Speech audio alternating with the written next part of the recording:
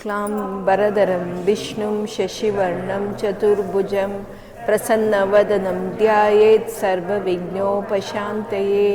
गुरुब्रह्मा गुरुर्विष्णु गुरुर्देवो महेश्वरः गुरु साक्षात् परं ब्रह्म तस्मै श्री गुरुवे नमः। कृष्णं नारायणं वन्दे कृष्णं वन्दे व्रजप्रियं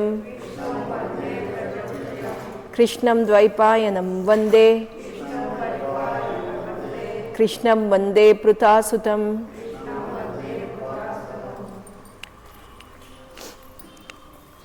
ನಾವು ಹೋದ ವಾರದಲ್ಲಿ ಶಿಶುಪಾಲನ ವಧೆ ಕೇಳಿಸ್ಕೊಂಡ್ವಿ. ಶಿಶುಪಾಲ ಯಾರು ಅಂತ ನಿಮಗೆ ಗೊತ್ತು.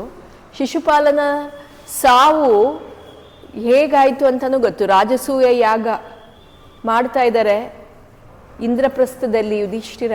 ಆ ರಾಜಸೂಯ ಯಾಗ ಮುಗಿದ ಮೇಲೆ ಯಾವಾಗ ಅವರು ಈ ಕೊನೆಯ ಇದು ಆವಿರ್ಭಾಗವನ್ನು ಯಾರಿಗೆ ಕೊಡಬೇಕು ಅಂದಾಗ ಕೃಷ್ಣನಿಗೆ ಕೊಡಬೇಕು ಅಂತ ಹೇಳಿ, ಕೃಷ್ಣನಿಗೆ ಕೊಡೋದು ಸರಿಯಲ್ಲ ಅಂತ ಹೇಳಿ ಶಿಶುಪಾಲ ನಿಷೇಧಿಸಿ, ಶಿಶುಪಾಲ ಯಾರು ಅಂತಲೂ ಹೇಳಿದೆ, ಅದೇ ಅವನು 100 ತಪ್ಪು ಮಾಡೋ ತನಕ ಅವನಿಗೇನು ಶಿಕ್ಷೆ ಕೊಡೋದಿಲ್ಲ ಅಂತ ಹೇಳಿ.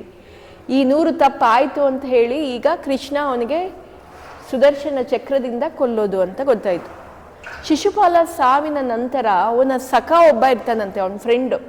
ಅವನು ಸಾಲ್ವ ದೇಶದ ರಾಜ, ಸಾಲ್ವ ಕುಮಾರ.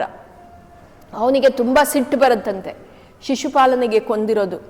ಅವನು ಸಾಲ್ವನ ಮಹತ್ವ ಏನು ಅಂದರೆ, ಅವನು ಹೋಗಿ ಶಿವನನ್ನು ತಪಸ್ ಮಾಡಿ, ಶಿವನನ್ನು ಘೋರ ತಪಸ್ ಮಾಡಿ ಶಿವನಿಂದ ಒಂದು ವರ ಪಡ್ಕೊಂಡಿರ್ತಾನೆ. ಏನು ಅಂದರೆ, ಅವನಿಗೆ ಶಿವ ಪ್ರತ್ಯಕ್ಷನಾದಾಗ ಶಿವನಿಗೆ ಅವನು ಏನು ಕೇಳ್ತಾನೆ ಅಂದರೆ, ನನಗೊಂದು ರಥವನ್ನು ಕೊಡು.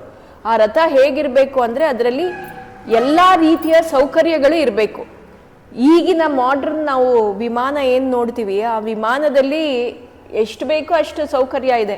ಆದರೆ ಅವನ ರಥದಲ್ಲಿ ಎಲ್ಲ ರೀತಿಯ ಸೌಕರ್ಯಗಳಿತ್ತಂತೆ. ಪ್ರತಿಯೊಂದು ಏನು ಬೇಕೋ ಅದೆಲ್ಲ ಇತ್ತು. One of the most luxurious car ಥರ ಅದು. ಮತ್ತು ಅವರು ಏನು ಬೇಡ್ಕೊಂಡ್ರು ಅಂದರೆ, ನನ್ನ ರಥ ಏನಿದೆ ಯಾರೂ ಅದನ್ನು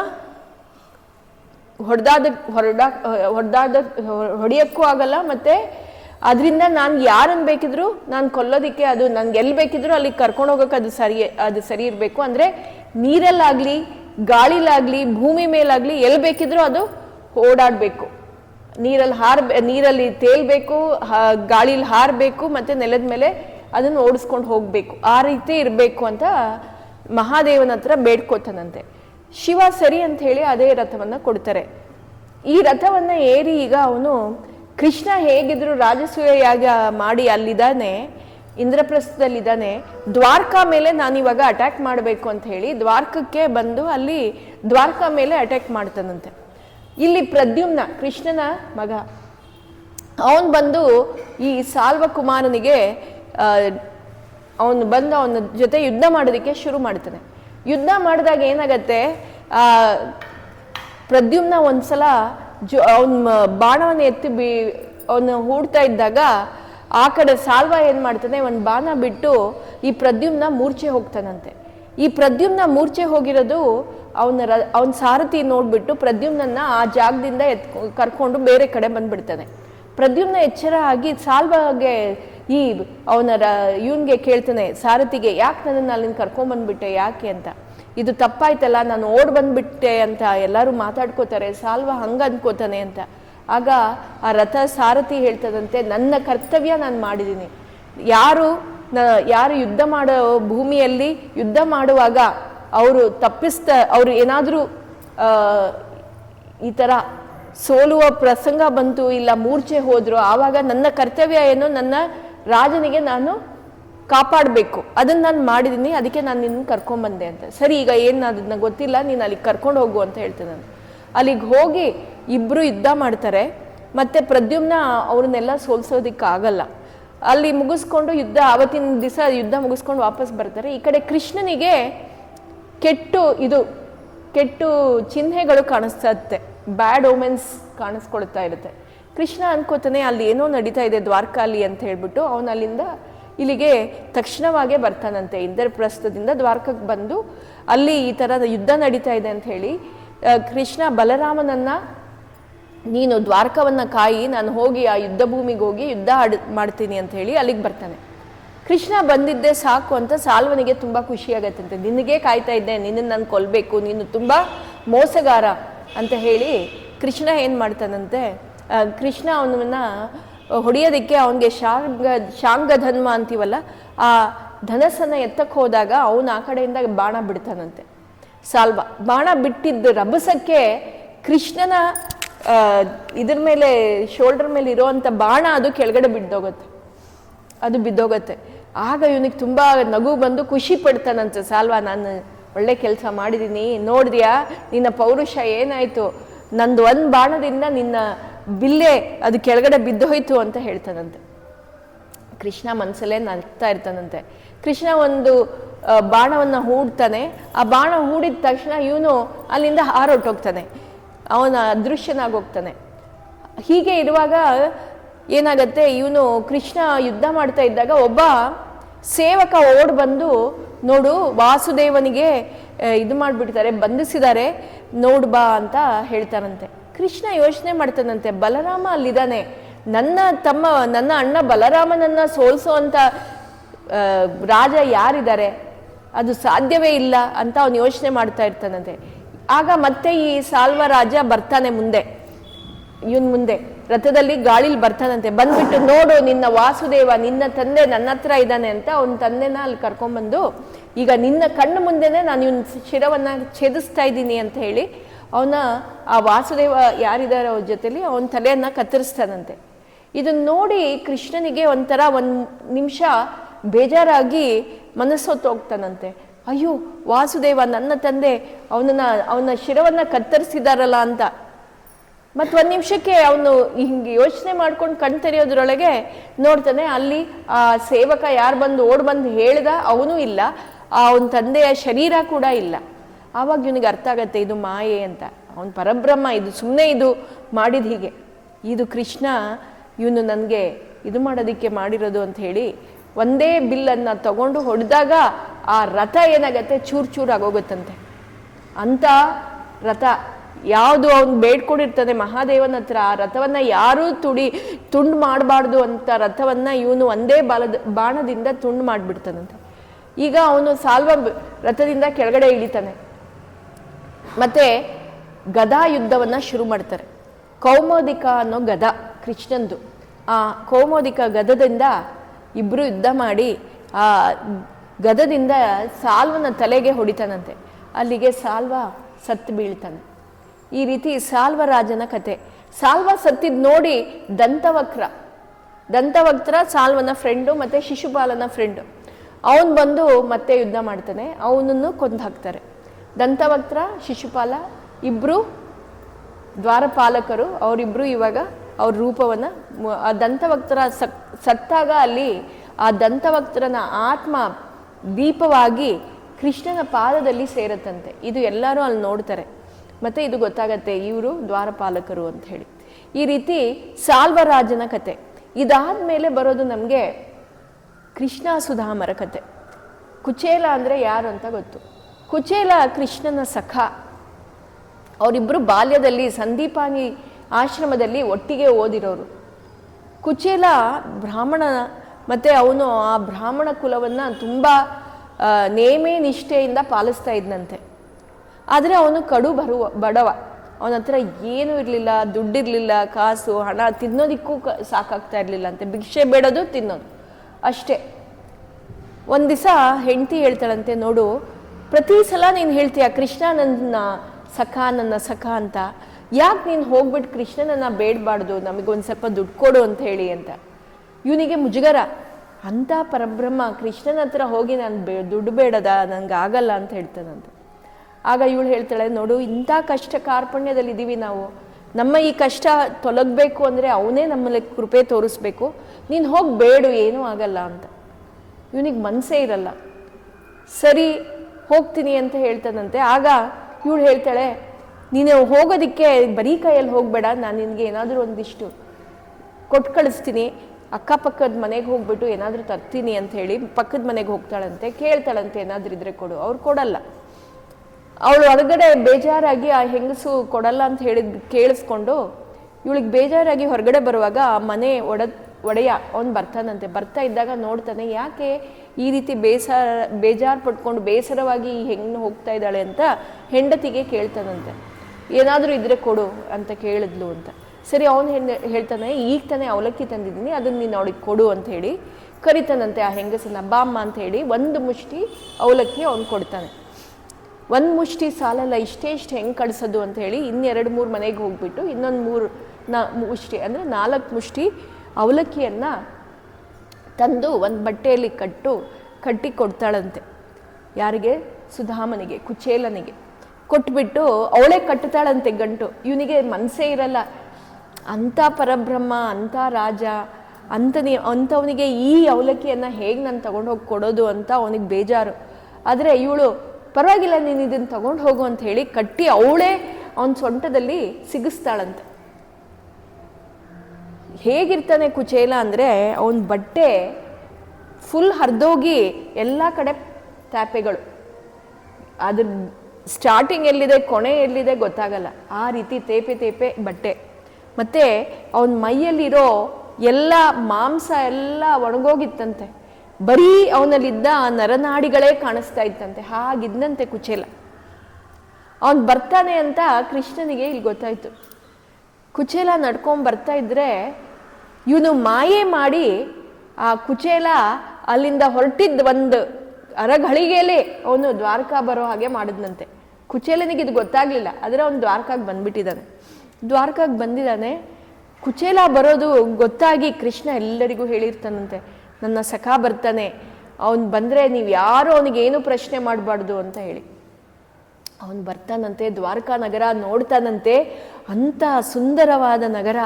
ಆ ನಗರ ನೋಡಿ ಇವನಿಗೆ ಅಲ್ಲೇ ಪರಮಾಶ್ಚರ್ಯದಿಂದ ನೋಡ್ತಾ ಇರ್ತಾನಂತೆ. ಇಂಥ ಒಳ್ಳೆಯ ನಗರ, ಅಷ್ಟು ಥಳಥಳಿಸ್ತಾ ಇರೋವಂಥ ನಗರ ಅಂತ ನೋಡಿಕೊಂಡು ಹಾಗೇ ಬಂದು ಕೃಷ್ಣನ ಮನೆ ಹತ್ರ ಹೋಗ್ತಾನಂತೆ. ಮನೆಯೊಳಗೂ ಹೋಗ್ತಾನಂತೆ.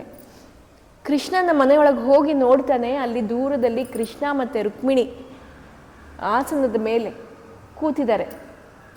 ಕೃಷ್ಣ ದೂರದಿಂದ ಕುಚೇಲನನ್ನು ನೋಡಿ ಅಲ್ಲಿಂದ ಎದ್ದು ಓಡೋಡಿ ಬರ್ತಾನಂತೆ. ಹೇ ಸಖಾ, ಬಂದ್ಯಾ? ಇಷ್ಟು ದಿವಸ ನೀನು ಬರಲಿಲ್ಲ ಅಂತೇಳಿ ಓಡಿ ಬಂದು ಅವನ ಕಣ್ಣಲ್ಲಿ ನೀರು, ಕೃಷ್ಣನ ಕಣ್ಣಲ್ಲಿ ನೀರು. ಯಾವಾಗ ಸುಧಾಮನನ್ನು ನೋಡಿ ಅವನ ಕಣ್ಣಲ್ಲಿ ನೀರು, ಸುಧಾಮನಿಗೂ ಕಣ್ಣಲ್ಲಿ ನೀರಂತೆ ಕೃಷ್ಣನನ್ನು ನೋಡಿ. ಇಬ್ರಿಗೂ ಒಬ್ರನ್ನೊಬ್ರು ನೋಡಿ ಏನು ಹೇಳಬೇಕು ಅಂತ ಬಾಯಿನ ಮಾತು ಬರ್ತಾ ಇಲ್ಲ. ಇಬ್ಬರು ಕೃಷ್ಣ ಬಂದು ತಪ್ಕೊಂಡು ಅವನನ್ನು ಕರ್ಕೊಂಡು ಹೋಗ್ತದಂತೆ. ಕರ್ಕೊಂಡು ಹೋಗಿ ಅವನು ಯಾವ ಆಸನದ ಮೇಲೆ ಕೂತಿದ್ದ ಅದ್ರ ಮೇಲೆ ಅವನನ್ನು ಕೂರಿಸಿ ರುಕ್ಮಿಣಿ ಜೊತೆಲಿದ್ದಾಳೆ. ರುಕ್ಮಿಣಿ ಕರೆದು, ನೋಡು ನನ್ನ ಸಖಾ ಇವನು ಸುಧಾಮ ಅಂತ, ನನ್ನೊಟ್ಟಿಗೆ ಬಾಲ್ಯ ಸ್ನೇಹಿತ ಇವನು, ನಾನು ಅವನು ಒಟ್ಟಿಗೆ ಓದಿರೋದು ಸಂದೀಪಾನಿ ಋಷಿ ಆಶ್ರಮದಲ್ಲಿ ಅಂತ ಹೇಳ್ತಾನಂತೆ. ಹೇಳಿಬಿಟ್ಟು ಒಂದು ತಟ್ಟೆಯಲ್ಲಿ ಅವನ ಪಾದವನ್ನು ಇಟ್ಟು ಆ ಪಾದವನ್ನು ತೊಳಿತಾನಂತೆ. ಅದು ಏನು? ರುಕ್ಮಿಣಿ, ಸಾಕ್ಷಾತ್ ಲಕ್ಷ್ಮೀದೇವಿ, ಅವಳು ನೀರು ಹಾಕ್ತಾಳಂತೆ. ಆ ಪಾದವನ್ನು ತೊಳೆದು ಆ ನೀರನ್ನು ತೀರ್ಥ ಸ್ವೀಕರಿಸ್ತಾನಂತೆ. ಕೃಷ್ಣ ಸ್ವೀಕರಿಸಿ ರುಕ್ಮಿಣಿಗೆ ಕೊಡ್ತಾನಂತೆ. ಕೊಟ್ಬಿಟ್ಟು ಆ ನೀರನ್ನು ಅವನು ಚಿಮ್ಕಿಸ್ಕೊಂಡು ರುಕ್ಮಿಣಿ ಮೇಲೂ ಚಿಮ್ಕಿಸ್ತಾನಂತೆ. ಇಲ್ಲಿ ನಮಗೇನು ಅರ್ಥ ಆಗತ್ತೆ ಅಂದರೆ, ಭಕ್ತಿ ಭಾವ, ಭಕ್ತಿ ಮತ್ತು ಪ್ರೀತಿಯಿಂದ ಅವನನ್ನು ಶರಣಾದರೆ ಅವನು ಸದಾ ನಮ್ಮನ್ನು ಕಾಯ್ತಾನಂತೆ, ನಮ್ಮ ಪಾದ ಧೂಳಿಗೆ ಕಾಯ್ತಾ ಇರ್ತಾನಂತೆ. ಇದು ಅಲ್ಲಿ ಕಾಣೋದು. ಆ ಕೃಷ್ಣ ಅವನ್ನ ಎಷ್ಟು ಪ್ರೀತಿಯಿಂದ ನೋಡ್ಕೋತಾನೆ ಅಂದರೆ, ಸುಧಾಮನಿಗೆ ಮಾತೇ ಬರೋದಿಲ್ವಂತೆ. ಇಂಥ ರಾಜ, ಇಂಥ ಚಿನ್ನದ ಸುಪ್ಪತ್ತಿಗೆಯಲ್ಲಿರೋಂಥ ಈ ಕೃಷ್ಣ ನನಗೆ ಇಷ್ಟು ಗೌರವ ಕೊಡ್ತಾ ಇದ್ದಾನಲ್ಲ ಅಂತ ಅವನಿಗೇನು ಬರಲ್ಲ, ಮಾತೇ ಬರಲ್ಲ. ಕೃಷ್ಣ ಅದು ಇದು ಮಾತಾಡ್ತಾ ಇರ್ತಾನೆ. ಆಮೇಲೆ ಸುಧಾಮನ್ಗೆ ಹೇಳ್ತಾನಂತೆ, ಯಾಕೆ ಸುಧಾಮ, ನಾನು ಇಷ್ಟೊಂದು ಮಾತಾಡ್ತಾ ಇದ್ದೀನಿ, ನೀನು ಒಂದು ಮಾತು ಆಡ್ತಾ ಇಲ್ಲ, ಮಾತಾಡು ಅಂತ. ಆಮೇಲೆ ಅವನಿಗೆ ಮೈಯೆಲ್ಲ ತೊಳಸಿ ಅವನಿಗೆ ಪೀತಾಂಬರ ವಸ್ತ್ರವನ್ನು ಕೊಡ್ತಾನಂತೆ. ಎಲ್ಲ ಸುಧಾಮನಿಗೆ ಅಲಂಕಾರ ಮಾಡಿಸ್ತಾನಂತೆ. ಮಾಡಿಸಿ, ಹೇ ಬಾ, ನೀನು ಅಷ್ಟು ದೂರದಿಂದ ಬಂದಿದ್ಯಾ, ನನಗೋಸ್ಕರ ನೀನೇನು ತಂದಿಲ್ವಾ ಅಂತ. ಇವನಿಗೆ ನಾಚಿಕೆ, ಇಂಥ ರಾಜನಿಗೆ, ಇಂಥ ಒಳ್ಳೆಯ ಸೌಕರ್ಯದಲ್ಲಿರೋವಂಥವನಿಗೆ ಈ ಅವಲಕ್ಕಿ ಹೇಗೆ ಕೊಡೋದು ಅಂತ. ಇದು ಅವ್ನು ಬಚ್ಚಿಟ್ಕೋತಾನಂತೆ. ಕೃಷ್ಣ, ನೀನು ಬಂದಿರ್ತೀಯ, ಆದರೆ ನಂಗೆ ಗೊತ್ತು, ನಮ್ಮ ಅತ್ತಿಗೆ ನನಗೇನು ಕೊಡದೆ ಕಳಿಸಿರಲ್ಲ ಅಂತ ಹೇಳಿಬಿಟ್ಟು ಅವನೇ ತೆಗಿತಾನಂತೆ ಇದನ್ನು ಆ ಗೊಂಚಲನ್ನು ತೆಗೆದ್ಬಿಟ್ಟು, ನೋಡು, ಓ ನಿನ್ಗೆ ಗೊತ್ತಾ, ಈಗಲೂ ನೆನಪಿದ್ಯಾ ನಿನಗೆ, ಆ ಅವಲಕ್ಕಿ ಕೈಯಲ್ಲಿ ಇಟ್ಕೊಂಡ್ಬಿಟ್ಟು ನೆನಪಿದ್ಯಾ, ನಾವು ಕಾಡಿಗೆ ಹೋಗಿದ್ವಿ, ನಾವು ಕಾಡಲ್ಲಿ ರಾತ್ರಿ ನಮ್ಮ ಗುರುಗಳಿಗೋಸ್ಕರ ಆಹಾರವನ್ನು ತರಕ್ಕೆ ಹೋಗಿದ್ವಿ, ಕಟ್ಟಿಗೆಗಳನ್ನು ತರಕ್ಕೆ ಹೋಗಿದ್ವಿ, ಆವಾಗ ಒಂದು ದಿವಸ ಮಳೆ ಬಂದುಬಿಡ್ತು, ನಾವು ಕಾಡಲ್ಲೇ ಕೂತಿದ್ವಿ, ಆಮೇಲೆ ಮುಂದಿನ ದಿವಸ ಬೆಳಗ್ಗೆನೆ ಸಾಂದೀಪಾನಿ ಗುರುಗಳೇ ಬಂದುಬಿಟ್ಟು ನಮ್ಮನ್ನು ವಾಪಸ್ ಕರ್ಕೊಂಡು ಹೋದ್ರು. ಇದನ್ನೆಲ್ಲ ನೆನ್ಪು ಮಾಡ್ತಾ ಇರ್ತಾನಂತೆ. ಈ ಸುಧಾಮನು ಹೌದು ಹೌದು ಅಂತೆಲ್ಲ ಹಂಗಾಯ್ತು ಹಿಂಗಾಯ್ತು ಅಂತ ಒಂದಿಷ್ಟು ಮಾತಾಡ್ತಾ ಇರ್ತಾರೆ. ಆಮೇಲೆ ಇವನು ಅವಲಕ್ಕಿಯನ್ನು ತಿನ್ನಬೇಕು ಅಂತ ನೋಡ್ತಾನೆ.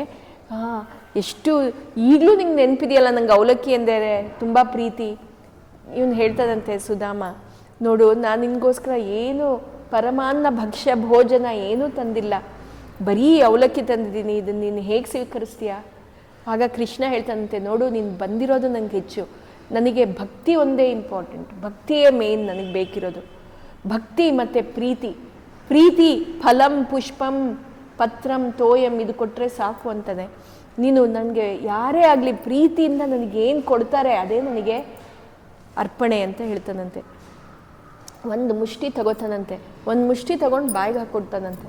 ಬಾಯಿಗೆ ಹಾಕ್ಕೊಂಡಿದ್ದ ತಕ್ಷಣ ಇಷ್ಟು ಚೆನ್ನಾಗಿದೆ ಅಂತ ಹೇಳಿ ತಿಂತಾನಂತೆ, ಸವಿಸ್ತಾನಂತೆ, ತಿಂತಾನಂತೆ. ಇನ್ನೊಂದು ಮುಷ್ಟಿ ಕೈಗೆ ತಗೋತಾನಂತೆ.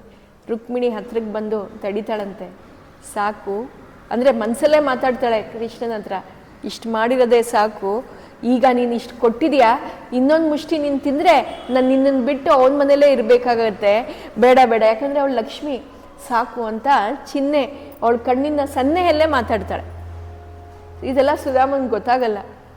ಸರಿ ಅಂಥೇಳಿ ಇದರಲ್ಲಿ ಆ 4 ಮುಷ್ಟಿಯ ಒಂದು ಪರಮಾರ್ಥ ಇದೆ, ಏನು ಅಂತ ನಾವು ತಿಳ್ಕೊಬೇಕು.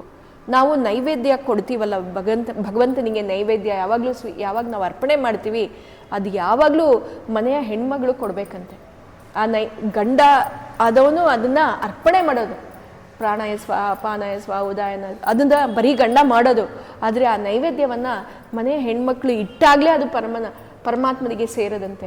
ಅವಳು ಕಳಿಸ್ಬೇಕು, ಅವಳು ಇಡಬೇಕು. ಅವಳು ಇಟ್ಟ ಮೇಲೆ ಇವನು ಹೇಗೆ ಸ್ವೀಕರಿಸ್ತಾನೆ ಅಂತ ಹೇಳ್ತಾರೆ. ಈ 4 ಮುಷ್ಟಿ ಏನು ಅಂದರೆ, ಮೊದಲನೇ ಮುಷ್ಟಿ ಸವಿಸೋಕ್ಕೆ, ಅವನು ಸವಿಸೋದು. 2ನೇ ಮುಷ್ಟಿ ಮೂಸೋದಿಕ್ಕಂತೆ, ವಾಸನೆ ನೋಡ್ತಾನಂತೆ. ಆ ವಾಸನೆ ನೋಡಿ ಏನು ಮಾಡ್ತಾನೆ, ಲಕ್ಷ್ಮಿಗೆ ಕೊಡ್ತಾನಂತೆ ಪರಮಾತ್ಮ. 3ನೇ ಮುಷ್ಟಿ ಏನಿದೆ ಅದು ಕಣ್ಣಲ್ಲಿ ನೋಡ್ತಾನಂತೆ. ಅದನ್ನು ಕಣ್ಣಲ್ಲಿ ನೋಡಿ ಇತರ ದೇವತೆಗಳು, ಬೇರೆ ದೇವತೆಗಳು ಯಾರಿದ್ದಾರೆ ಅವರಿಗೆಲ್ಲ ಅರ್ಪಣೆ ಮಾಡ್ತಾನಂತೆ. 4ನೇ ಮುಷ್ಟಿ ಏನಿದೆ ಅದು ನಮಗೆ ಅಂತ ಬಿಡ್ತಾನಂತೆ. ಅದಕ್ಕೆ ನಾವು ನಮ್ಮ ಹತ್ರ ಏನೇ ಇರಲಿ ಅದನ್ನು ಮೊದಲು ಅವನಿಗೆ ಅರ್ಪಣೆ ಮಾಡಬೇಕಂತೆ. ಮತ್ತು ಇದರಲ್ಲಿ ಇನ್ನೊಂದೇನು ಅಂದರೆ, ಈ 4 ಅವನು ಯಾವ್ಯಾವ ಅವತಾರದಲ್ಲಿ ಮಾಡ್ತಾನೆ ಅಂದರೆ, ಮೊದಲನೇ ಅವತಾರ ಕೂರ್ಮ ಅವತಾರದಲ್ಲಿ ಅದನ್ನು ತಿನ್ನೋದು, ಕೂರ್ಮ ಅವತಾರದಲ್ಲಿ ತಿಂತಾನಂತೆ. 2ನೇದು ಅವನು ಅದನ್ನು ನೋಡೋದನ್ನ ಮೂಸೋದನ್ನ ನರಸಿಂಹನ ಅವತಾರದಲ್ಲಿ ಮೂಸಿ ಅದನ್ನು ಲಕ್ಷ್ಮಿಗೆ ಕೊಡೋದು. ಅಂದರೆ ಅದು ವಾಸನೆ ನೋಡಿ ಲಕ್ಷ್ಮಿಗೆ ಅದರ ಪರಿಮಳವನ್ನು ಸ್ವೀಕರಿಸಿ ಲಕ್ಷ್ಮಿಗೆ ಕೊಡೋದು. 3ನೇದು ಪರಶುರಾಮನ ಅವತಾರದಲ್ಲಿ ಅದನ್ನು ನೋಡೋದಂತೆ, ಅವನು ನೋಡ್ಬಿಟ್ಟು ಇತರ ದೇವತೆಗಳಿಗೆ ಕೊಡೋದು. 4ನೇದು ಅವನು ಬಂದು ಕಪಿಲನ ಅವತಾರದಲ್ಲಿ ನಮಗೋಸ್ಕರ ಬಿಟ್ಕೊಡೋದು ಅಂತ ಹೇಳ್ತಾರೆ. ಈ ರೀತಿ ನಾವು ಯಾವುದೇ ವಸ್ತುವನ್ನು ನಾವು ಯಾವಾಗ ಅವನಿಗೆ ನೈವೇದ್ಯ ಮಾಡ್ತೀವಿ, ಭಕ್ತಿಯಿಂದ ಪ್ರೀತಿಯಿಂದ ಅರ್ಪಣೆ ಮಾಡಿದ್ರೆ ಅದನ್ನು ಖಂಡಿತ ಸ್ವೀಕರಿಸ್ತಾನೆ. ನಮ್ಮಲ್ಲಿ ಏನೇ ಇರಲಿ ಅವನಿಗೆ ಭಕ್ತಿಯಿಂದ ಅರ್ಪಣೆ ಮಾಡಬೇಕು.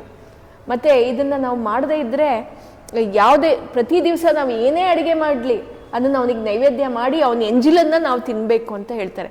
ಇಲ್ಲ, ನಾವು ಅದನ್ನ ಏನೇ ತಿನ್ನಲಿ ಅದು ಮಾಂಸಾಹಾರಕ್ಕೆ ಸಮ ಅಂತ ಹೇಳ್ತಾರೆ. ಅಂದರೆ ಅವನಿಗೆ ನೈವೇದ್ಯ ಮಾಡದೆ ನಾವು ತಿಂದಿರೋದು ಅದು ಯಾವುದೇ ರೀತಿಯ ಮೃಷ್ಟನೂ ಆಗೋದಿಲ್ಲ ಅಂತ ಹೇಳ್ತಾರೆ. ಅದಕ್ಕೆ ಪ್ರತಿ ದಿವಸ ನಾವೇನೇ ಮಾಡಲಿ ದೇವರಿಗೆ ಕೃಷ್ಣಾರ್ಪಣ ಮಸ್ತು ಅಂತ ಹೇಳಿಬಿಟ್ಟೆ ನಾವು ತಿನ್ನಬೇಕು. ಅಷ್ಟಾದರೂ ನಾವು ಮಾಡಬೇಕು, ಅದನ್ನು ನೈವೇದ್ಯ ಮಾಡಿ ತಿನ್ನಬೇಕು. ಹೀಗೆ ಆ ಹಣ್ಣವನ್ನು ತಿಂದು ಅವತ್ತು ರಾತ್ರಿ ಅಲ್ಲೇ ಉಳ್ಕೋತಾನಂತೆ ಸುಧಾಮ. ಅಲ್ಲೇ ಉಳ್ಕೊಂಡು ಮುಂದಿನ ದಿವಸ ಬೆಳಗ್ಗೆ ಹೊರಡ್ತಾನೆ. ಕೃಷ್ಣ ಕೇಳ್ತಾನಂತೆ, ಇಷ್ಟು ದೂರ ಬಂದಿದೆಯಾ, ಏನಾದರೂ ಬೇಕಿತ್ತಾ ಸುಧಾಮ ಅಂತ. ಅವನಿಗೆ ಬಾಯೇ ಬರೋದಿಲ್ಲ ಏನು ಕೇಳೋದಕ್ಕೆ. ಪ್ರತಿಯೊಂದು ಸಲನೂ ನಾವು ಏನು ನೆನಪಿಟ್ಕೋಬೇಕು ಅಂದರೆ, ನಿಜವಾದ ಭಕ್ತರಿಗೆ ದೇವಸ್ಥಾನಕ್ಕೆ ಹೋದರೆ ಇಲ್ಲ ದೇವರ ಹತ್ರ ಹೋದರೆ ಏನು ಕೇಳಬೇಕು ಅಂತ ಗೊತ್ತಾಗಲ್ವಂತೆ. ಏನು ಕೇಳಬೇಕು ಅಂತ ಅನ್ಸೋದು ಇಲ್ವಂತೆ. ಅವನ ದರ್ಶನ ಆದರೆ ಸಾಕು ಅಂತ. ಅವನ ನೋಟದಲ್ಲಿ ನಾವು ತಲ್ಲೀನರಾಗಬೇಕು ಅಷ್ಟೇ, ನಮ್ಗೆ ಇನ್ನೇನು ಬೇಕಿಲ್ಲ.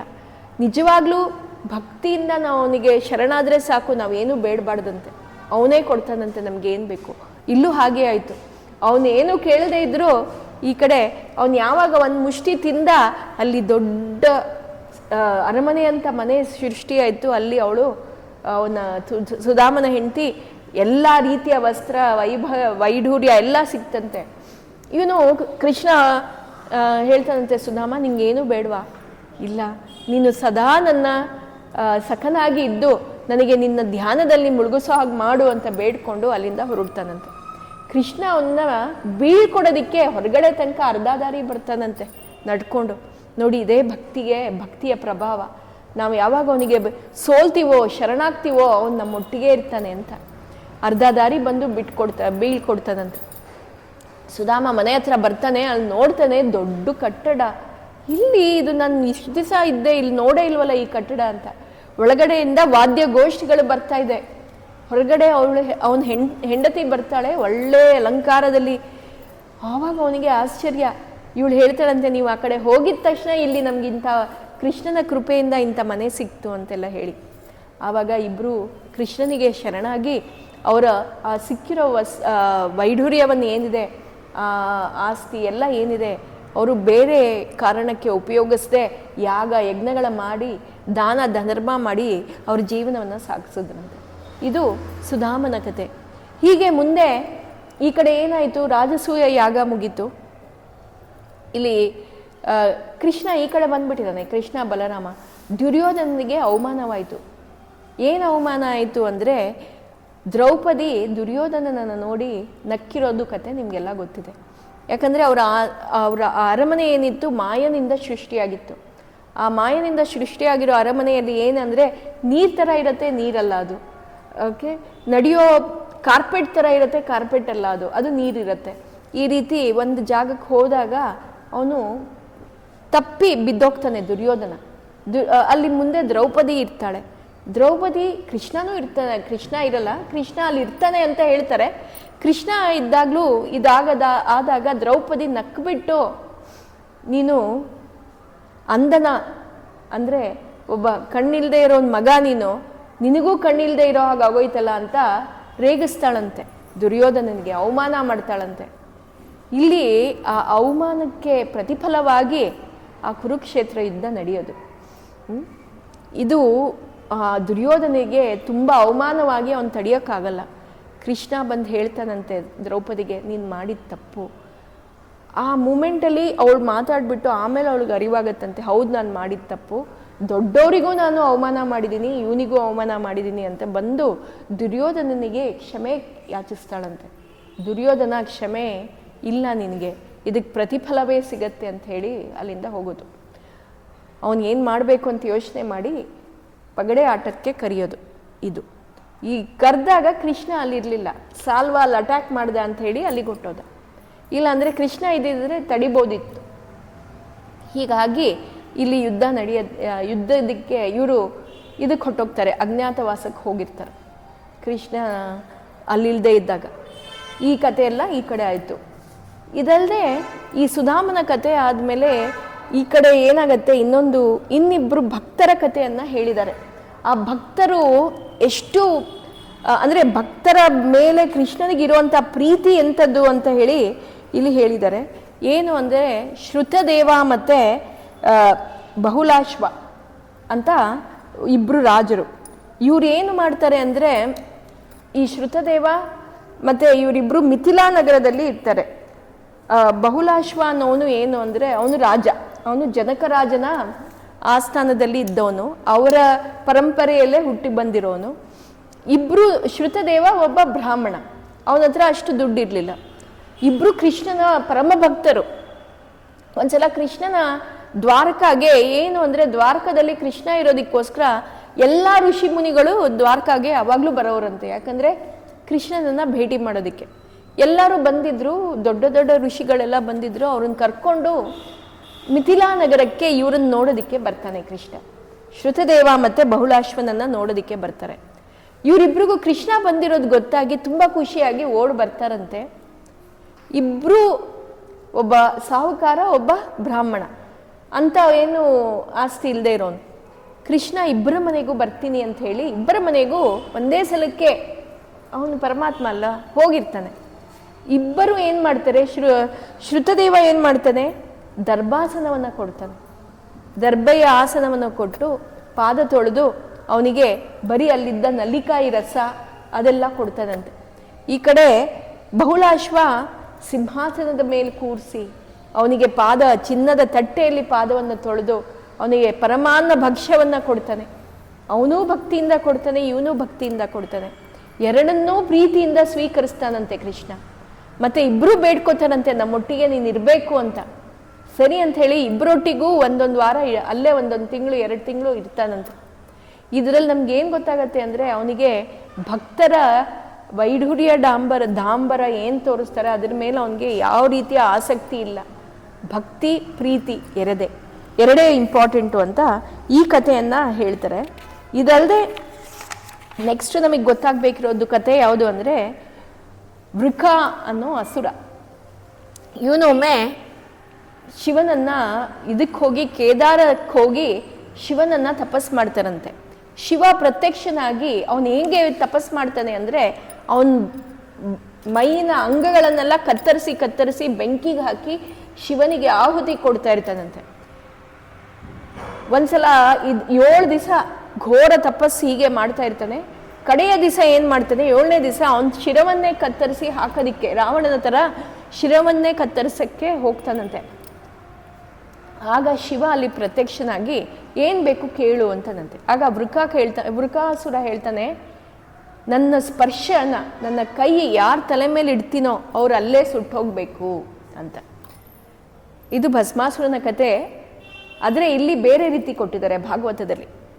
ಭಸ್ಮಾಸುರನೇ ಇದೇನಾಗತ್ತೆ, ಸರಿ ಅಂತ ಮಹಾದೇವ ಅವನಿಗೆ ವರ ಕೊಡ್ತಾನೆ. ಇವನೇನು ಮಾಡ್ತಾನೆ, ನಾನು ನಿನ್ನ ತಲೆಯ ಮೇಲೆ ಕೈಯನ್ನಿಟ್ಟು ಇದು ವರ್ಕ್ ಆಗತ್ತಾ ಇಲ್ವಾ, ಈ ನಿನ್ನ ವರ ಏನಾಗಿದೆ ಅದು ಸಿದ್ಧಿ ಆಗತ್ತಾ ಇಲ್ವಾ ನೋಡಬೇಕು ಅಂತ ಹೇಳಿ ಅವನ ತಲೆ ಮೇಲೆ ಕೈ ಇಡಕ್ಕೆ ಹೋಗ್ತಾನೆ. ಆಗ ಮಹಾದೇವ ಅಲ್ಲಿಂದ ತಪ್ಪಿಸ್ಕೊಂಡು ಓಡೋಗ್ತಾ ಇರ್ತಾನಂತೆ. ಹೀಗೆ ಅವನು ಕೈಲಾಸದಿಂದ ವೈಕುಂಠಕ್ಕೆ ಹೊಟ್ಟೋಗ್ತಾನೆ. ಯಾರು? ಶಿವ ವೈಕುಂಠಕ್ಕೆ ಹೋಗಿ ಆ ಕಡೆಯಿಂದ ಮೇಲೆ ಹೋಗ್ತಾ ಇರ್ತಾನೆ. ಇವನು ಅವನನ್ನು ಅಟ್ಟಿಸ್ಕೊಂಡು ಅಲ್ಲಿಗೂ ಹೋಗ್ತಾನಂತೆ. ವೈಕುಂಠಕ್ಕೆ ಹೋದಾಗ ಅಲ್ಲಿ ನಾರಾಯಣ ಶೇಷಶಾಹಿ ಮೇಲೆ ಮಲಗಿದಾನೆ. ಕೇಳ್ತಾನಂತೆ, ಏನಕ್ಕೆಪ್ಪ, ಯಾರಪ್ಪ ನೀನು ಅಂತ ವೃಕನಿಗೆ ಕೇಳ್ತಾನೆ. ವೃಕ ಹೇಳ್ತಾನಂತೆ, ನೋಡು, ಶಿವನಿಗೆ ತಪಸ್ ಮಾಡಿದ್ದೆ, ಶಿವನಿಗೆ ವರ ಕೇಳಿದೆ, ನಿನ್ನ ತಲೆ ಮೇಲೆ ಕೈ ಇಟ್ಟರೆ ನೀನು ಸುಟ್ಟೋಗ್ಬೇಕು ಅಂತ, ನಾನು ನಿನ್ನ ಮೇಲೆ ಪ್ರಯೋಗಿಸ್ಬೇಕು ಅಂದರೆ ಅವನು ಓಡೋಗ್ತಾ ಇದ್ದಾನೆ ಅಂತ. ನಾರಾಯಣ ಜೋರಾಗಿ ನಗ್ತಾನಂತೆ. ಯಾರು? ಆ ಶಿವ ನಿನಗೆ ವರ ಕೊಟ್ಟಿದ್ದ? ಆ ಶಿವನ ವರದ ಮೇಲೆ ನಿಂಗೆ ಅಷ್ಟು ನಂಬಿಕೆನಾ? ಏನು ನಿನ್ಗೆ ಗೊತ್ತಿಲ್ವಾ? ದಕ್ಷ ಪ್ರಜಾಪತಿನೇ ಅವನಿಗೇನೂ ಕೊಟ್ಟಿಲ್ಲ ಯಾಗ ಮಾಡಿದಾಗ, ಅಂತ ಶಿವನ ವರದ ಮೇಲೆ ನಿನಗೆ ನಂಬಿಕೆನಾ ಅಂತ. ಇವನು ಡೌಟಿಂದ ಕೇಳ್ತಾನಂತೆ, ಯಾಕೆ ಹೀಗೆ ಹೇಳ್ತೀಯ? ರಾವಣಾಸುರನಿಗೆ ವರ ಕೊಟ್ಟಿದ್ದಾನೆ, ಬಾಣಾಸುರನಿಗೆ ವರ ಕೊಟ್ಟಿದ್ದಾನೆ ಅಂತ ಶಿವ ಇವನು ವರ ಫಲಿಸಲ್ವಾ ಅಂತ. ಅದು ಹೇಗೆ ಫಲಿಸತ್ತೆ? ಅವನು ಸ್ಮಶಾನವಾಸಿ, ಅವನ ಹತ್ರ ಒಂದೇನೂ ಇಲ್ಲ, ಅಂಥವನ ಕೊಟ್ಟಿರೋ ವರ ನಿಂಗೆ ಫಲಿಸತ್ತಾ ಅಂತ.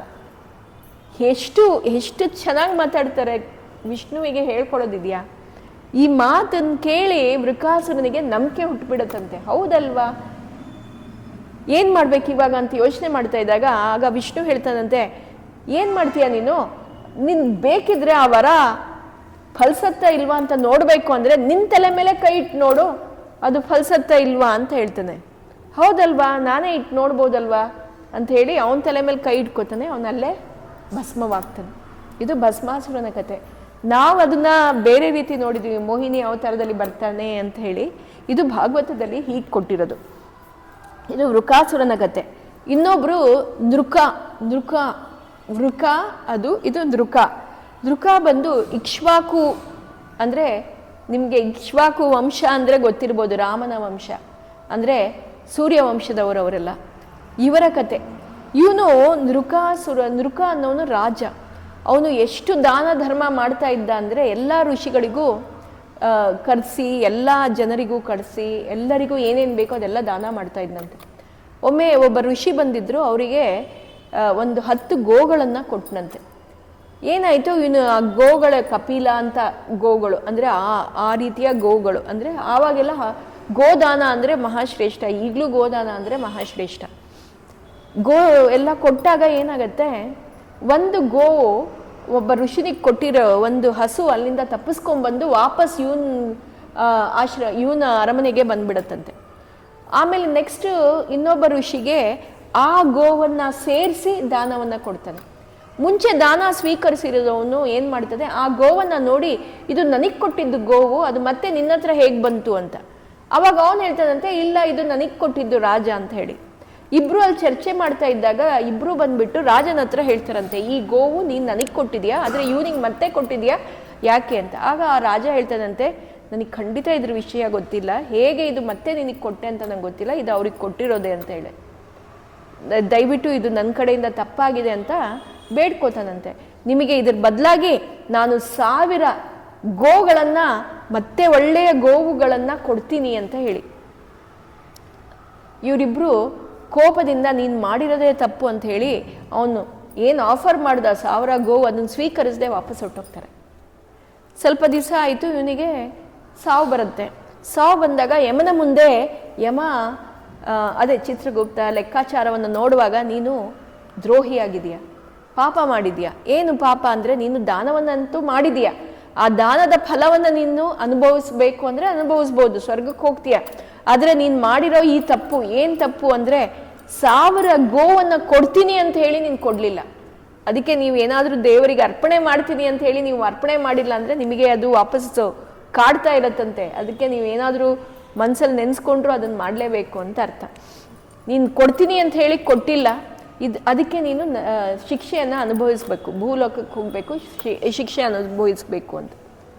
ಯಾವುದು ನೀನು ಫಸ್ಟ್ ಸ್ವೀಕರಿಸ್ತೀಯಾ ಹೇಳು ಅಂತ. ಫಸ್ಟು ನಾನು ಶಿಕ್ಷೆಯನ್ನು ಸ್ವೀಕರಿಸ್ತೀನಿ, ಆಮೇಲೆ ಸ್ವರ್ಗಕ್ಕೆ ಹೋಗ್ತೀನಿ ಅಂತ ಹೇಳ್ತಾನಂತೆ. ಸರಿ ಅಂತ ಹೇಳಿ ಅವನಿಗೆ ಭೂಲೋಕದಲ್ಲಿ ಒಂದು ಹಲ್ಲಿಯ ರೂಪದಲ್ಲಿ ಬಿಡ್ತಾರಂತೆ. ಹಲ್ಲಿ ರೂಪದಲ್ಲಿ ಎಲ್ಲಿರ್ತಾನೆ ಅಂದರೆ ದ್ವಾರಕಾದಲ್ಲೇ ಒಂದು ಬಾವಿ ಒಳಗೆ ಹಲ್ಲಿಯಾಗಿ ದೊಡ್ಡ ಹಲ್ಲಿ, ತುಂಬ ದೊಡ್ಡ ಹಲ್ಲಿ ರೂಪದಲ್ಲಿ ಇರ್ತಾನೆ. ಒಂದ್ಸಲ ಸಾಂಬನ ಮಕ್ಕಳು, ಕೃಷ್ಣನ ಮಕ್ಕಳು ಸಾಂಬ, ಪ್ರದ್ಯುಮ್ನ ಇವರೆಲ್ಲ ಆಟ ಆಡ್ತಾ ಇರ್ತಾರೆ, ಜಾಂಬವತಿಯ ಮಕ್ಕಳು ಇವರೆಲ್ಲ ಆಟ ಆಡ್ತಾ ಇರ್ತಾರೆ. ಆವಾಗ ಈ ಹಲ್ಲಿಯನ್ನು ನೋಡ್ತಾರೆ. ಅವರೆಲ್ಲ ಅದನ್ನ ಮೇಲೆತ್ತೋದಕ್ಕೆ ಪ್ರಯತ್ನ ಪಡ್ತಾರೆ ಬಾವಿಯಿಂದ, ಆಗಲ್ಲ. ಕೃಷ್ಣನ ಹತ್ರ ಓಡ್ ಬಂದು ಹೇಳ್ತಾರೆ, ಕೃಷ್ಣ ನೋಡು ಅಲ್ಲೊಂದು ಹಲ್ಲಿ ಇದೆ, ಅದನ್ನು ತೆಗಿಬೇಕು ಅಂತ. ಕೃಷ್ಣ ಬರೀ ಒಂದು ಎಡಗೈಯಿಂದ ಹಿಂಗೆ ಮುಟ್ಟಿದ ತಕ್ಷಣ ಹಲ್ಲಿ ಮೇಲೆ ಬಂದ್ಬಿಡುತ್ತೆ. ಅದು ಬಂದಿದ ತಕ್ಷಣ ಏನಾಗುತ್ತೆ, ಅದು ಒಂದು ಸುಂದರವಾದ ಪುರುಷನ ಆಕಾರದಲ್ಲಿ ಬರುತ್ತೆ, ನೃಕ ರಾಜನಾಗಿ ಕಾಣಿಸ್ಕೋತಾನೆ. ಆಗ ಕೃಷ್ಣ ಕೇಳ್ತಾನಂತೆ, ಯಾರು ನೀನು ಅಂತ. ಕೃಷ್ಣನಿಗೆ ನೋಡಿ ನೃಕ ಹೇಳ್ತಾನಂತೆ, ನಿನಗೆ ಗೊತ್ತಿಲ್ಲದೆ ಇರೋಂಥದ್ದು ಏನು ಪರಮಾತ್ಮ ಅಂತ ಹೇಳಿ ನಡೆದಿರೋ ಘಟನೆ ಎಲ್ಲ ಹೇಳ್ತಾನೆ. ಆಮೇಲೆ ಹೇಳ್ತಾನೆ, ನಾನು ಅದಕ್ಕೋಸ್ಕರ ಇಲ್ಲಿಗೆ ಮತ್ತೆ ಬಂದೆ, ಮತ್ತು ಇವಾಗ ನಿನ್ನ ಸ್ಪರ್ಶದಿಂದ ನನಗೆ ಮುಕ್ತಿ ಸಿಕ್ತು ಅಂತ ಹೇಳ್ತಾನೆ. ಕೃಷ್ಣ ಅವನಿಗೆ ಮುಕ್ತಿ ಕೊಟ್ಟು ಅವನಿಗೆ ಸ್ವರ್ಗಲೋಕಕ್ಕೆ ಕಳಿಸ್ಕೊಡ್ತಾನಂತೆ. ಇದು ನೃಕಾರಾಜನ ಕತೆ. ಅದಲ್ಲದೆ ಇನ್ನೊಂದು ಕತೆ ಏನು ಅಂದರೆ, ಲಕ್ಷಣ ಅಂತ ದುರ್ಯೋಧನನ ಮಗಳು, ಲಕ್ಷಣ ಅಂತ ಅವಳ ಹೆಸರು. ಅವಳ ಸ್ವಯಂವರವನ್ನು ರಚಿಸಿರ್ತಾರೆ. ಆ ಸ್ವಯಂವರ ರಚನೆ ಆದಾಗ ಏನಾಗತ್ತೆ, ಸಾಂಬ ಕೃಷ್ಣನ ಮಗ, ನಿಮ್ಗೆ ನೆನಪಿರಬೇಕು ಸಾಂಬ ಅಂತ, ಕೃಷ್ಣನ ಮಗ ಏನು ಮಾಡ್ತಾನೆ, ಅಲ್ಲಿಗೆ ಬರ್ತಾನೆ. ಬಂದ್ಬಿಟ್ಟು ಅವಳನ್ನು ಅಪಹರಿಸಿ ಕರ್ಕೊಂಡು ಹೊರಟೋಗ್ತಾನೆ. ಅಲ್ಲಿ ಎಲ್ಲ ಅಂದರೆ ಹಸ್ತಿನಾಪುರದಲ್ಲಿ ಎಲ್ಲರೂ ಇದ್ದಾರೆ, ಭೀಷ್ಮ, ಧೃತರಾಷ್ಟ್ರ ಎಲ್ಲರೂ ಇದ್ದಾರೆ, ಅಲ್ಲಿ ದುರ್ಯೋಧನ ಎಲ್ಲ ಇದ್ದಾರೆ. ಅವ್ರಿಗೆ ಇದೆಲ್ಲ ಗೊತ್ತಾಗಿ ಅವ್ರೇನು ಮಾಡ್ತಾರೆ, ಸಾಂಬನನ್ನು ಅಟ್ಯಾಕ್ ಮಾಡಿ ಅವನನ್ನು ಬಂದಿ ಮಾಡ್ಕೊಂಡ್ಬಿಡ್ತಾರೆ. ಅವನನ್ನು ಬಂದಿ ಮಾಡಿಕೊಂಡು ಈ ಕಡೆ ಕೃಷ್ಣ ಬಂದಿ ಮಾಡ್ಕೊಂಡಾಗ ಯಾದವರು ನಮ್ಗೇನು ಮಾಡೋಕ್ಕಾಗತ್ತೆ ಅಂತ ಅವ್ರಿಗೆ ಅಹಂಕಾರ. ಆಗ ಈ ಕಡೆ ಕೃಷ್ಣ ಬಲರಾಮನಿಗೆ ಇದು ಗೊತ್ತಾಯಿತು. ಬಲರಾಮ ಹೇಳ್ತಾನಂತೆ, ನಾನೇ ಹೋಗಿ ಕರ್ಕೊಂಬರ್ತೀನಿ ಅಂತ ಹೇಳಿ ಬಲರಾಮ ಬರ್ತಾನೆ ಅಲ್ಲಿಗೆ. ಬಲರಾಮ ಬಂದಾಗ ಬಲರಾಮ ಹೇಳ್ತಾನೆ, ನಮ್ಮ ತಾತನಾದ್ರ ಉಗ್ರಸೇನ ಆಜ್ಞೆ ಮಾಡಿದನೆ ಸಾಂಬನನ್ನು ಬಿಡು ಅಂತ. ದುರ್ಯೋಧನ ಎಲ್ಲರೂ ಅಲ್ಲಿ ಹಾಸ್ಯ ಮಾಡ್ತಾರಂತೆ, ಪರಿಹಾಸ್ಯ ಮಾಡ್ತಾರಂತೆ.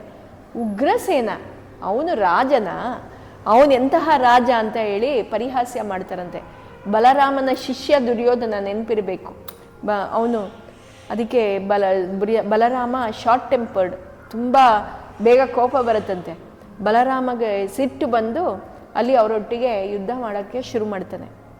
ಆಮೇಲೆ ಈ ದುರ್ಯೋಧನ, ಈ ಧೃತರಾಷ್ಟ್ರ ಎಲ್ಲ ಇದು ತಪ್ಪು ಅಂತ ಹೇಳಿ ಹೋಗಿ ಸಾಂಬನನ್ನು ಕರ್ಕೊಂಬಂದು ಬಿಡ್ತಾರೆ. ಯಾಕಂದರೆ ಬಲರಾಮ ಎಷ್ಟು ಹೆಂಗೆ ಕೋಪ ಘೋರವಾಗಿ ಯುದ್ಧ ಮಾಡ್ತಾನೆ ಅಂದರೆ ಅವನಿಗೆ ಕೋಪ ಬಂದು ಆ ಹಸ್ತಿನಾಪುರ ಅಂದರೆ ಈಗಿನ ಡೆಲ್ಲಿ ಏನಿದೆ ಅದನ್ನು ಗಂಗಾ ನದಿಯ ತೀರದ ಹತ್ರ ಎಳಿತಾನಂತೆ. ಅದರಿಂದ ಈಗಲೂ ಕೂಡ ಡೆಲ್ಲಿ ಒಂದು ಕಡೆ ಗಂಗಾ ಕಡೆ ಮೇಲಕ್ಕೆ ಒಂಥರ ಈ ಕಡೆ ಬಾಗಿದೆ ಅಂತ ಹೇಳ್ತಾರೆ. ಆಗ ಇವ್ರಿಗೆ ಭಯ ಆಗಿ ಸಾಂಬನನ್ನು ಕರ್ಕೊಂಬಂದು ಬಲರಾಮನ ಹತ್ರ ಬಿಟ್ಟು ಸಾಂಬ ಮತ್ತು ಲಕ್ಷ್ಮಣನನ್ನು ಮದುವೆ ಮಾಡಿಸ್ತಾರೆ ಅಂತ ಹೇಳಿ ಈ ಕತೆ. ಇದಾಗಿ ಅರ್ಜುನ ಇಲ್ಲಿ ಈಗ ಕುರುಕ್ಷೇತ್ರ ಯುದ್ಧ ಆಗತ್ತೆ. ಆ ಕುರುಕ್ಷೇತ್ರ ಯುದ್ಧದ ಬಗ್ಗೆನೂ ಒಂದಿಷ್ಟು ಹೇಳಿದ್ದಾರೆ. ಅಂದರೆ ಅಲ್ಲಿ ಏನು ಹೇಳ್ತಾರೆ, ಕುರುಕ್ಷೇತ್ರ ಯುದ್ಧದಲ್ಲಿ ಕೃಷ್ಣ ಭಗವದ್ಗೀತೆ ಹೇಳಿದ್ದಾರೆ. ಇದೆಲ್ಲ ಆಗಿ ಯುದ್ಧ ಮುಗಿದು ಈ ಕಡೆ ಬರ್ತಾರೆ ವಾಪಸ್ಸು ಅಂತ ಇದೆಲ್ಲ ಬಂದಿರದೆ ಕತೆ. ಅದಾದ ನಂತರ ಅರ್ಜುನನಿಗೆ ಈಗ ತುಂಬ ಅಹಂಕಾರ, ನಾನೇ ಬಲಿಷ್ಠ ಅಂತ ಅಹಂಕಾರ, ಅವನ ಗರ್ವಭಂಗ ಆಗೋದು. ಮತ್ತು ಇನ್ನೊಂದೆರಡು ಕತೆ ಅಂದರೆ ಇದರಲ್ಲಿ ಭಾಗವತದಲ್ಲಿ ತ್ರಿಮೂರ್ತಿಗಳಲ್ಲಿ ಯಾರು ದೊಡ್ಡವರು ಅಂತ ಒಂದು ಚರ್ಚೆ, ಅದ್ರ ಬಗ್ಗೆ ಒಂದು ಉಲ್ಲೇಖ ಇದೆ. ಅದಲ್ಲದೆ ಮುಂದೆ ಬರೋದು ಕೃಷ್ಣ ಇನ್ನೇನು ವಾಪಸ್ ಹೋಗಬೇಕು ಅನ್ನುವ ಕತೆ. ಇದೆಲ್ಲ ಅರ್ಜುನನ ಗರ್ವಭಂಗ ಆದಮೇಲೆ ದಶಮಸ್ಕಂದ ಮುಗಿಯತ್ತೆ. ಅದಾದಮೇಲೆ ಅವಧೂತ ಗೀತೆ ಮತ್ತು ಉದ್ಧವ ಗೀತೆ ಇದು ಬರುತ್ತೆ. ಅದನ್ನು ನಾವು ಮುಂದಿನ ವಾರದಲ್ಲಿ ಕೇಳಿಸ್ಕೊಳ್ಳಲ್ಲ. ಹರೇ ಹರೇ ಮೇ ಹರ ಪಾತಕಾನಿ ಹರೇ ಹರೇ ಮೇ ಕುರು ಮಂಗಳಾನಿ ಹರೇ ಹರೇ ಮೇ ತವ ದೇಹಿ ದಾಸ್ಯಂ ಹರೇ ಹರೇ ಮೇ ತವ ಭಕ್ತಿರಸ್ತು ಹರಯೇ ನಮಃ ಹರಯೇ ನಮಃ